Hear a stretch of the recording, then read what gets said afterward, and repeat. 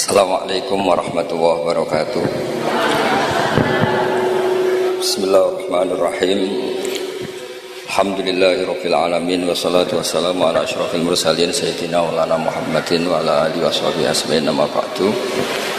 Ingkang sangat kula hormati guru kita bersama Kiai Haji Anwar Mansur, Kiai Haji Abdul Kafabi Mahrus, Kiai Haji Abdul Hakim, Kiai Haji Anim, Kiai Haji Zamzamis, dan ingkang kula hormati Bunyai Aina Ma'ruf ingkang kula hormati, nggih wonten Gubernur Jawa Timur Bu Khofifah, sedanten Bunyai ingkang kula hormati. Niki kula sekedar dugi niku pun dadi anak yang berakhlak karimah. Dados kula boten perlu nyampe nama itu kata-kata tekotok niku pun saleh pol mriki diutus ning Aina lewat Gus Subam. Jadi Gus Subam itu putrane Mbah Mun. Terus kalau diteror satu orang tidak mandi ya dua orang. Semua niku kabeh ditelponi dulur kula, Gus kula. Waduh. Sing dereng ditelepon malaikat Jibril mawon. Untuk memaksa kula hadir.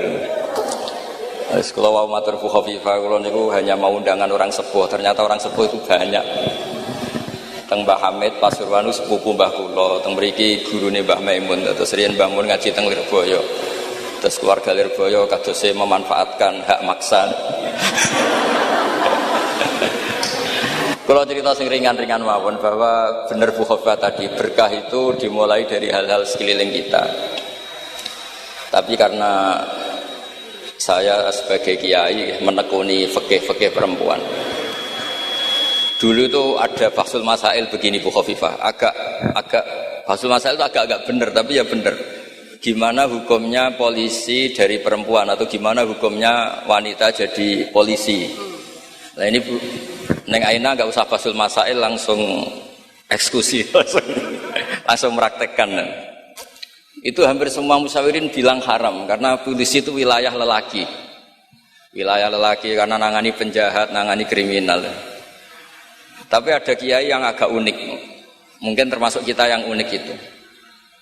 Itu Pak Yai, kalau bandar narkoba itu kadang pengedarnya perempuan dan kadang disembunyikan di tempat yang nggak boleh tersentuh lelaki. Kalau semua polisi lelaki itu gimana itu solusinya? Walhasil terus kiai itu bilang ya udah boleh. Terus karena nggak kebayang kan, misalnya disembunyikan di tempat-tempat tertentu, kemudian polisinya itu cowok. Semenjak itu terus ada maklum kalau polisi itu dari perempuan. Saya tidak tahu Ar-Risalah ngirimkan yang diterima di Akpol itu berdasar fikih itu apa enggak tahu. Tapi yang jelas itu ada fikihnya juga. Jadi makanya mendengar itu penting, karena barokahnya mendengar itu kita menjadi tahu cara pandang orang lain. Dulu itu orang mengira kalau kiai besar diundang di musola kecil gak datang itu dulu dikira keangkuhan. Tapi semenjak ada sudut pandang, terus niki sekaligus hormat nama Ar-Risalah. Ar-Risalah itu nama kitab Imam Syafi'i paling terkenal. Jadi beliau itu diminta menulis kaidah usul fikih untuk kajian fikih. Yang meminta namanya Abdurrahman bin Mahdi. Ya ini tadi saya juga memberi hadiah sama Gus Sofa sama Gus Alawi kitab Ar-Risalah. Kemudian ditulis tebel sampai sekitar 700 halaman, namanya kitab Ar-Risalah. Di situ ada kaidah-kaidah cara menganalisis Quran dan hadis. Dan itu berkahnya Masya Allah, akhirnya fikih kita tidak fikih harfiah, tapi fikih yang benar-benar bisa menjawab tantangan zaman. Di antara yang paling terkenal misalnya ibu saya itu namanya Yohanit, persis tabarruk sama namanya ibunya Nabi Musa. Khilah ya. Di fikih itu ada kitabul khilah, bab merekayasa hukum. Jadi Nabi Musa kita tahu jalani hidup terbaikmu. Greenfields Fresh Milk. Itu Nabi Musa. Setelah itu Nabi Musa kecil disusui siapa aja nggak mau. Ini cerita kecerdasan perempuan zaman itu sudah cerdas. Jadi sebelum sekolah Ar-Risalah juga ada yang cerdas ya. Terus gini ibu Nabi sinten Musa. Itu cerdas sekali. Dia minta saudaranya supaya meneliti ini larungan Nabi Musa sampai mana. Singkat cerita ngerti kalau itu ditemu Fir'aun. Ketika cari perempuan yang menyusui, tidak ada yang mau Nabi Musa. Wa harramna 'alaihil maradi, semuanya menolak. Singkat cerita, saudaranya ini bilang, hal adulluka ala ahli baiti yakfulunahu lakum. Ini saya tunjukkan keluarga yang mungkin susuannya pas dengan Nabi Musa, dengan Musa kecil. Lalu pengawal-pengawal Fir'aun itu curiga, loh kok tahu? Sebab itu untuk menghilangkan curiga, dia bilang, tapi mintanya bayaran itu tinggi. Jadi berkahnya minta bayaran itu malah dikira ini benar-benar orang lain. Karena kalau ibunya sendiri, pasti tidak minta bayaran. Jadi ini cerita, jadi mulai dulu perempuan itu pintar ngerekayasa. Ya agak ruwet nih. Jadi kita ini partai-partai yang kalah sama ibu, kalah sama apa saja lah, sama Bu Nyai.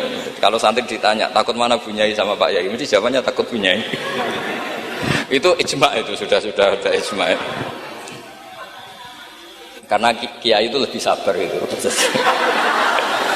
Kalau kata Bu Nyai enggak, kiai itu lebih pelupa. Jadi kalau ada masalah gampang lupa. Akhirnya karena bayar itu terus enggak curiga. Enggak curiga kalau itu ibu aslinya Nabi Musa.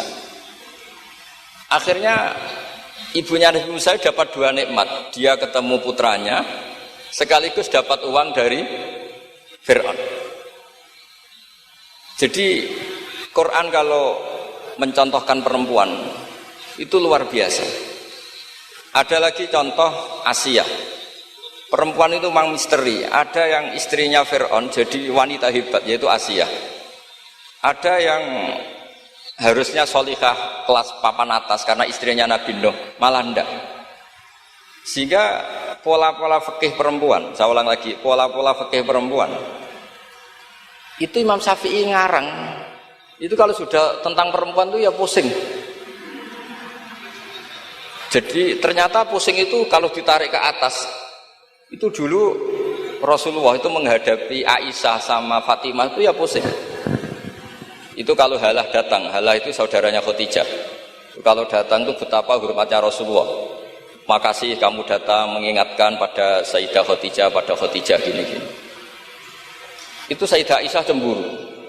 Kenapa engkau mengingat Khadijah terus? Padahal Allah sudah mengganti yang lebih cantik daripada yang sudah tua. Pokoknya menyebut ajus itu tua, yaitu Khadijah. Gantian Sayyidah Fatimah yang tersinggung karena ibunya disebut ajus, tua. Nabi itu cara ngelola dua wanita ini, yang satu bangga dengan kecantikannya dan keperawanannya, dan Sayyidah Fatimah tertekan karena ibunya jadi korban, yaitu dianggap sepuh. Itu Nabi cara menyelesaikan itu unik. Bilang gini, Fatimah, kamu bilang ke Aisyah, sehebat-hebatnya kamu itu perawan dapat duda, sementara ibuku janda dapat joko. Terus mulai dulu ya kebanggaannya Rondo untuk Joko, itu mulai dulu. Tapi ini cerita, jadi ngelola perempuan itu ribet. Jadi kalau terlalu ke Aisyah, Sayyidah Fatimah cemburu. Kalau terlalu ke Sayyidah Khadijah, Sayyidah Aisyah cemburu. Jadi ya nggak ada solusinya memang. Jadi kalau kiai ngaji fiqhul mar'ah itu, fiqhun nisa itu nggak ada selesainya. Kata Nabi, khuliqat min dila'in a'wad, didesain dari iga yang bengkok. In dhahabta tuqimuhu kasartah. Kalau kamu memaksa lurus, patah. Kalau kamu biarkan tetap bengkok. Ya kalau jalan harus bengkok, ya biar bengkok aja, tidak usah dipaksa nopo lurus. Terus kalau suwon terutama teng Gus Sofa, Gus Alwi, teng putra-putra ning Aina, Ar-Risalah itu menjadi inspirasi hukum. Dulu zaman Imam Ghazali ada orang pamit mau jadi ahli fikih. Sama Imam Ghazali nggak boleh, udah kamu jadi dokter saja. Terus ditanya, kenapa engkau sebagai ulama kok malah fatwa saya jadi dokter? Kata beliau, banyak negara Islam yang karena nggak ada yang belajar dokter harus berobat ke dokter yang non Muslim. Begitu juga di dunia ekonomi, di dunia politik dan seterusnya dan seterusnya. Jadi itu yang dikenal dengan usul fikih. Dulu Imam Syafi'i itu bencinya sama orang kaya itu masya Allah, karena beliau lahir miskin dari komunitas miskin. Dan beliau referensinya miskin itu lebih menyelamatkan karena lebih ringan hisabnya. Itu malaikat bagian hisab. Kalau ngisab orang miskin kan pusing, nggak ada yang bisa dihisab kan. Mau dihisab apanya? Hanya beras 1 kilo kan nggak ada dosanya kan karena darurat. Tapi setelah beliau ngaji usul fikih masyhur itu, beliau datang ke Muhammad bin Hasan As-Syaibani. Ini asal usul beliau ngarang kitab Ar-Risalah. Itu emas itu tumpuan di meja. Kalau ngitung uang itu di depan umum. Makanya ini juga jadi fikih. Makanya menurut saya kiai-kiai itu kalau ngitung uang banyak kesunatannya di depan umum. Biar orang nggak kepikiran nyalami template. Karena uang kiainya sudah banyak. Itu Muhammad bin Hasan As-Syaibani itu kalau ngitung uang di ruang tamu. Imam Syafi'i ini penguatan terhadap nama Ar-Risalah punya Aina karena Ar-Risalah itu nama kitab Imam Syafi'i paling melegenda. Kenapa engkau mengumpulkan uang sebanyak ini? Engkau orang alim. Biasanya orang alim itu gak suka uang, gak suka harta. Terus Muhammad bin Hasan As-Syaibani ini guru kedua, termasuk guru kesekian dari Imam Syafi'i. Oh berarti saya orang alim, orang soleh gak punya uang. Iya orang alim biasanya gak punya. Sudah tak kasihkan orang fasik biar dipakai dugem, dipakai main perempuan, dipakai judi. Jangan, pakai jenengan saja. Kalau orang soleh nanti manfaat. Oh berarti orang soleh oleh sugih pun angsal. Semenjak itu Imam Syafi'i berpikir rubah. Awal perubahan itu karena beliau ngaji sama Muhammad bin Hasan As-Syaibani, beliau menjadi al-usuli, orang yang berpikir secara usul fikih. Lama-lama terus beliau ngarang kitab yang terkenal itu namanya kitab Ar-Risalah. Terus nama Risalah itu semoga nama yang tidak main-main, benar-benar nama yang mencerminkan keilmuan yang dalam. Karena di kitab Ar-Risalah itu Imam Syafi'i benar-benar menganalisis cara al-istinbat minal kitabi was sunnah. Dan terus beliau kalau ditanya masyhur itu ya, apa dalilnya perempuan misalnya mimpin, beliau cerita ini wajadtum ra'atan tamlikuhum wa utiyat min kulli syai'. Semuanya itu ada dalilnya. Meskipun nanti ada aturan-aturannya, tapi Imam Syafi'i itu begitu fasih. Dan ini bisa kita lihat kalau kita belajar kitab Ar-Risalah, karena logika yang dibangun kayak tadi. Boleh nggak perempuan jadi polisi? Pertama pilihannya pasti tidak boleh, karena ada wilayah-wilayah yang ekstrim. Takut diperkosa, takut mengalami pelecehan seksual, macam-macam. Tapi ketika pertanyaannya dibalik, ketika kejahatan ada yang bentuknya nyuwun sewu pemerkosaan dan harus dites, terbukti tidak diperkosa apa enggak, apa-apa. Terus kalau polisinya lelaki semua itu gimana ya? Begitu juga dokter kandungan. Dulu tuh geger, dokter kandungan tuh boleh enggak dari lelaki? Geger. Tapi setelah Basul Masail didatangkan dokter kandungan, itu dari 10 yang tes, itu yang lulus lelaki semua, yang perempuan enggak lulus. Karena ketika melihat pendarahan, si perempuan ini kaget terus pingsan. Akhirnya yang dablek-dablek ini yang lulus jadi dokter. Nah, akhirnya terus mulai ahli fikih itu mikir dari penjelasan tadi. Apalagi kalau menunggu lama, terus jaraknya jauh, dia harus ke tempat prakteknya malam-malam. Kan kadang bayi juga mintanya lahir 1:30 dini hari. Nah, itu kan juga repot itu kalau singkat cerita akhirnya mau tidak mau ahli fikih ini mendengar dengan kondisi-kondisi seperti itu. Lagi-lagi jawabannya di kitab Ar-Risalah. Jadi kitab Ar-Risalah itu kitab di mana Imam Syafi'i itu berargumen. Sama seperti tadi, kiai besar diundang di musola kecil itu kalau nggak datang, dulu dianggap sombong. Mentang-mentang sudah besar diundang musola kecil nggak mau. Tapi setelah ada fikih itu, pikirannya dibalik. Wong jatah kiai cilik kok dijupuk yo. Nah itu kalau toko-toko besar boleh di kampung-kampung kan kasihan yang ibu-ibu pedagang. Nah sekarang kalau kiai besar, payune kiai desa pendak manakipan ae sing kiai teko, kiai gede.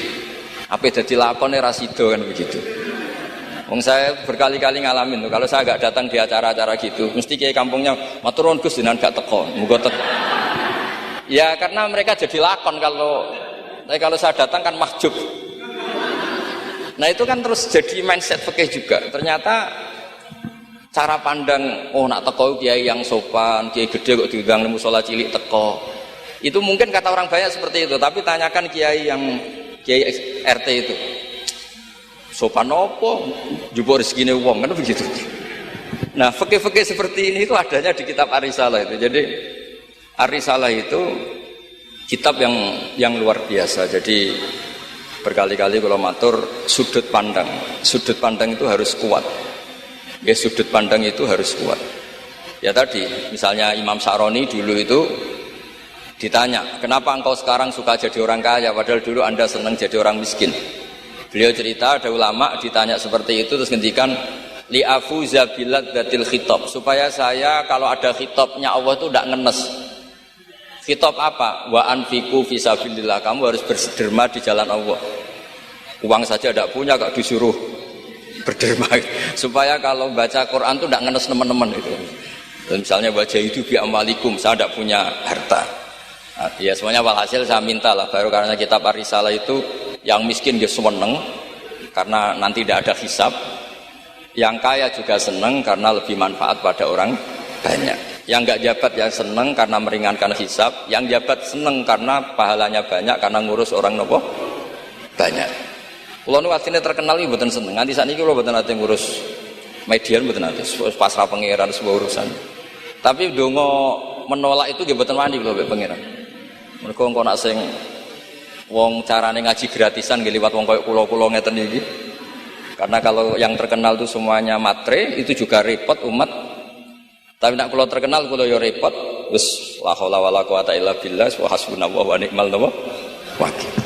Jadi kalau suwon niki memang diminta ngaji ilmiah ya.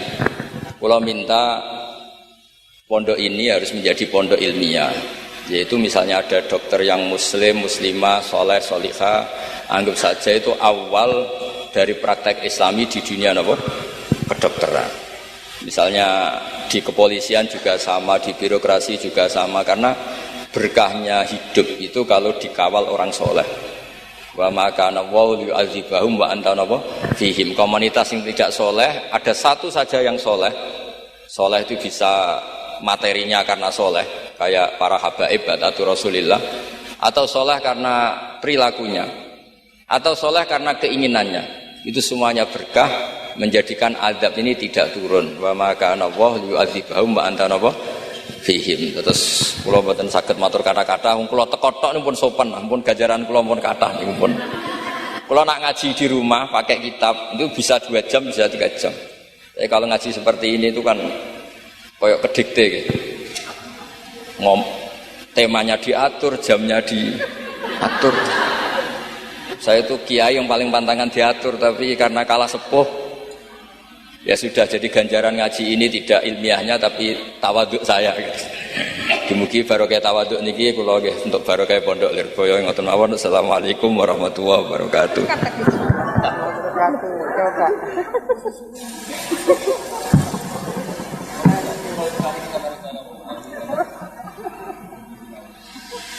Padahal ibu-ibu dan pemirsa ini berharap masih 2 jam lagi ya Bu.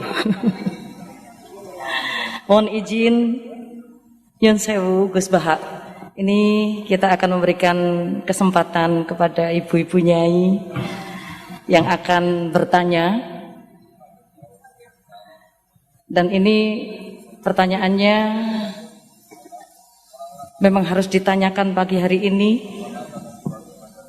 karena kehadiran Gus Baha benar-benar sudah ditunggu-tunggu. Sepertinya bisa dimulai dengan pertanyaan yang pertama. Sinten monggo. Nggih, monggo. Assalamualaikum warahmatullahi wabarakatuh. Gus badhe nyuwun pirsa, di era milenial ke para ibu-ibu, para emak-emak yang biasanya kan ibu-ibu sak menika arane emak-emak yang pada waktu masa lalu dereng mengenal dereng mengenal dan memahami perkembangan ilmu pengetahuan dan teknologi seperti saat sekarang, kadang-kadang merasa bingung. Ibu-ibu merasa bingung menghadapi tantangan pendidikan di masa sekarang ini. Peserta didik sekarang dituntut paham dan bisa mengoperasikan perangkat multimedia sosial supaya tidak tertinggal oleh perkembangan pendidikan yang sekarang ini perkembangannya sangat pesat. Sementara di sisi lain banyak informasi kurang mendidik yang bersumber dari perangkat multimedia tersebut. Ngeten Gus. Ibu-ibu menika kadang-kadang bingung.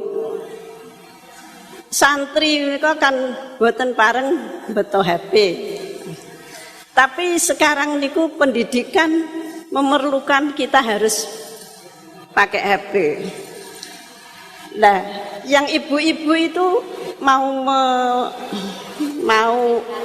mengikuti itu sudah kadang-kadang sininya sudah tidak nyambung.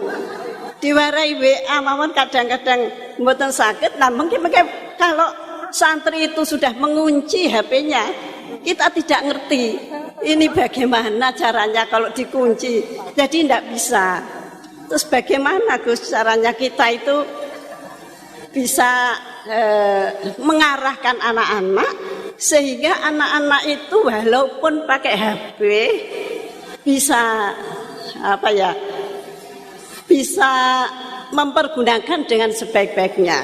Kadang-kadang di pondok itu sudah diberi jam, nanti jam segini ditumpuk.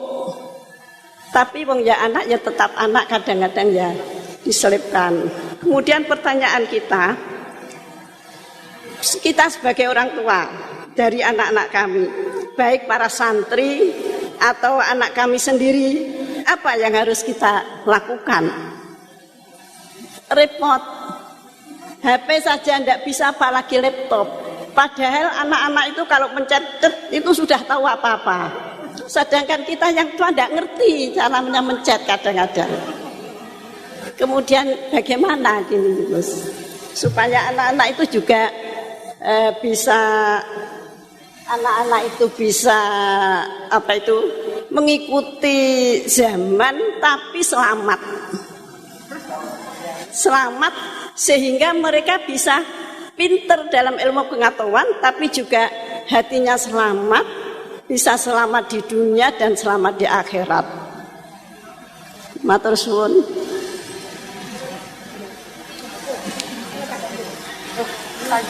Monggo Gus Bahak.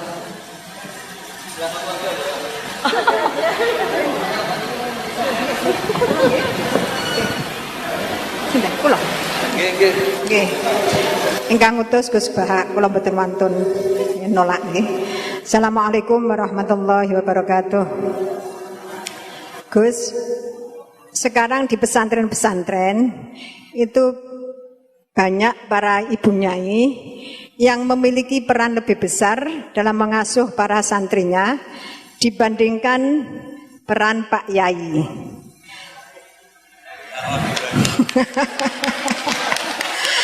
Tapi ketika ada ibu nyai yang namanya tercantum sebagai pengasuh, masih banyak masyarakat yang memandang tabu ini Gus, atau tidak etis. Bahkan dalam sebuah lembaga yayasan, seringkali perempuan-perempuan itu dimarginalkan. Padahal perempuan itu kalau diberi kesempatan luar biasa Gus, laki-laki kalah semuanya. Kadang pendapatnya itu tidak dihiraukan, meskipun sebenarnya bagus. Dan ini loh Gus, saya minta keadilannya Gus. Dalam menyikapi kenyataan seperti ini, kita sebagai kaum emak-emak itu harus bagaimana? Saya menuntut keadilan Gus dari Pak Yai, dari panjenengan-panjenengan. Terima kasih. Assalamualaikum warahmatullahi wabarakatuh. Ya nanti yang ikut jawab Bu Gubernur ini kan masa mau jadi pemimpin tidak mau jawab problemnya. Sudah datang pakai helikopter, ada pertanyaan nggak mau jawab. Saya ini ganjarannya sudah terlalu banyak, 5:30 sudah datang, nanti diminta ikut meletakkan batu pertama ya. Nggih. Terus begini, Bu Nyai Nur Iskandar. Jadi saya punya cerita dari bapak. Juga cerita ini pernah ngendikak Mbah Mun. Ada filosofi ilmiah yang nggak bisa diganggu gugat. Ini harus kita camkan. Misalnya begini, al-insan abdul ihsan. Manusia itu pasti mudah diperbudak atau dikalahkan oleh kebaikan. Singkat cerita ada seorang kiai waroi zuhud. Di rumah nggak ada TV, nggak ada HP, nggak ada motor. Saking inginnya anak itu nggak terkontaminasi TV, nggak terkontaminasi HP, juga nggak sering keluyuran ada motor. Tapi apa yang terjadi? Anaknya ini malah pertama punya HP atau memakai HP dipinjemin temannya. Kebetulan temannya itu nggak sholat. Pertama naik motor juga dipinjemin orangnya yang nggak sholat. Pertama tahu TV juga di tetangga, komunitas keluarga yang tidak sholat. Sehingga perasaan anak ini hanya punya utang jasa sama orang yang tidak sholat. Lama-lama kenangannya apa? Ternyata orang yang tidak sholat itu lebih manusiawi ketimbang yang sholat. Singkat cerita anak ini akhirnya nggak sholat. Ketika anaknya itu nggak sholat, orang tuanya itu coro Jawa itu tobat, minta maaf sama bapak, sama saya. Era kiai saya minta, karena melihat Mbah Maimun itu di rumahnya ya ada TV, bapak saya di rumah ada TV, juga ada motor. Ketika sowan, walhasil intinya diceritain kenapa banyak kiai alim yang longgar di rumah ada TV, ada HP, ada motor. Ternyata karena jangan sampai anak kita pertama merasa utang jasa itu sama orang lain. Kalau orang lain ini yang orang nggak bener bisa berabe kan. Nah pondok juga gitu. Kalau terlalu ketat HP, terlalu ketat apa, ternyata HP ini barang mewah, barang wow. Kebetulan yang nilai orang lain. Dan akhirnya santri ini merasa utang jasa sama orang. Nah, ya kalau orang lain ini tepaan orang soleh, kalau enggak. Makanya ibu-ibu juga situ, senyum tuh barang mewah. Ternyata bapak-bapak kenangannya sama bakul kopi, tidak sama istrinya. Akhirnya yang diingat ya bakul kopi, karena senyum itu mewah. Ini sekaligus jawab pertanyaan yang enak, minta keadilan. Saya juga minta keadilan. Ya itu sudah komplit jawaban itu sudah. Pokoknya kita kondisikan al-insan abdul ihsan. Jadi itu tidak bisa ndak. Makanya ngelola anak-anak itu ya harus hati-hati, ngelola istri, ngelola suami, ngelola komunitas masyarakat. Kenapa kiai itu harus dermawan? Kenapa orang baik harus dermawan? Kalau yang dermawan orang fasik, pasti orang fasik ini yang punya pengaruh karena al-insan abdul ihsan. Makanya ini kembali lagi ke kitab Ar-Risalah tadi. Saya berkali-kali kalau ngaji bilang, tasodaku walau bitolkoti wajin. Kamu disuruh sodako meskipun senyum. Senyum itu dalam fikih formal dikatakan sunat. Tapi dalam konteks sudah kompetisi, itu bisa wajib. Di rumah nggak pernah ada senyum, di warung kopi ada senyum terus. Kira-kira menang mana? Sama. Ketemu preman, disuguhi kopi, senyum. Sowan kiai diamu itok. Akhirnya masyarakat mau ke preman karena di sini lebih dimanusiakan ketimbang kalau sowan kiai dimarah-marahin tok.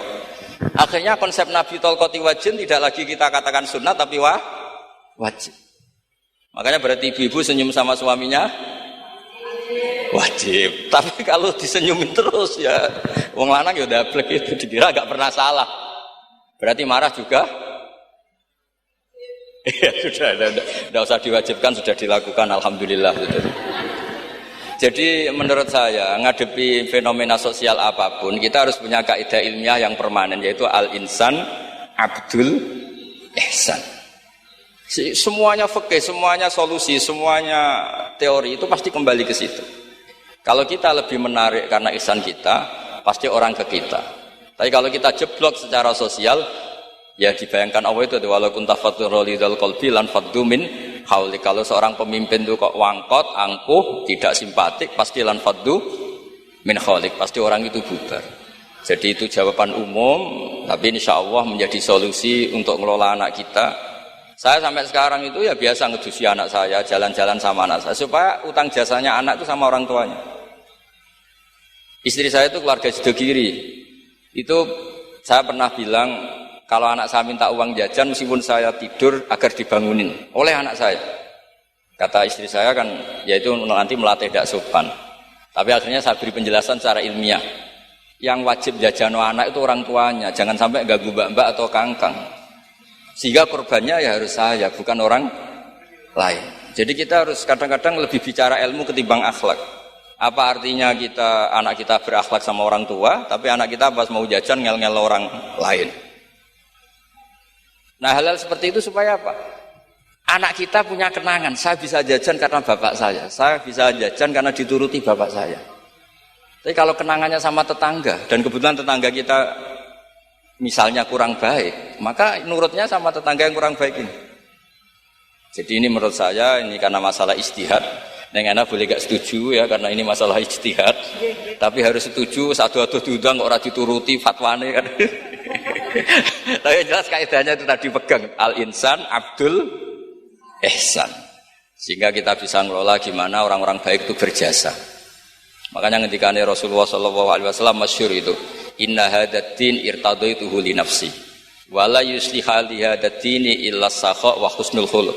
Agama ini sudah final. Cuma yang bisa mengawal agama ini hanya dua, yaitu dermawan dan husnul khuluq. Jangan sampai orang lain yang enggak benar lebih berempati, lebih dermawan, sementara yang soleh kurang dermawan atau kurang empati, sehingga kompetisinya orang soleh ini kalah.